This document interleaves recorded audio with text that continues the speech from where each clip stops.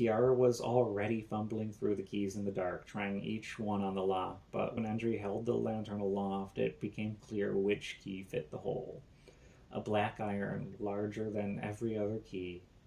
It swung back and forth, casting an ominous shadow on the door that neither of the fugitives heeded. Sliding the hourglass into the space, it fit perfectly until there was a satisfying... Kiara twisted. She tried to shove the door open but got nowhere until Endry leaned his shoulder in to assist, and even then it was arduous. The heavy door scraping against the cold, uneven floor. Closing the door proved even harder. The hinges rusted over, refusing to give way. With all his and Kiara's strength combined, the slab of cold metal refused to move. The shouting grew louder.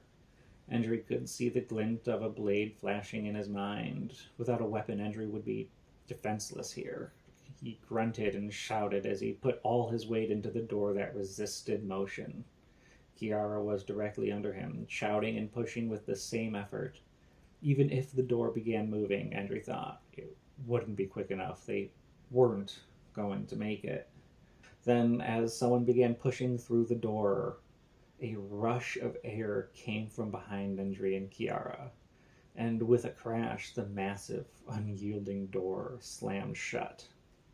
There was a muffled cry on the other side of the door now, as a severed arm remained in the door, dangling by torn flesh in the gap between stone and iron.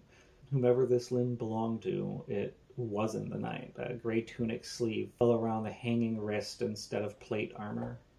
With a frantic pace, Endry fumbled to find the keyhole, to lock the immovable slab door, nestling the distinct key into its equal void and turning egregiously slow. He twisted until it gave the same distinct clunk of a locking mechanism, the arm finally tearing free from the door, dropping with an unsettling slap onto the whetstone.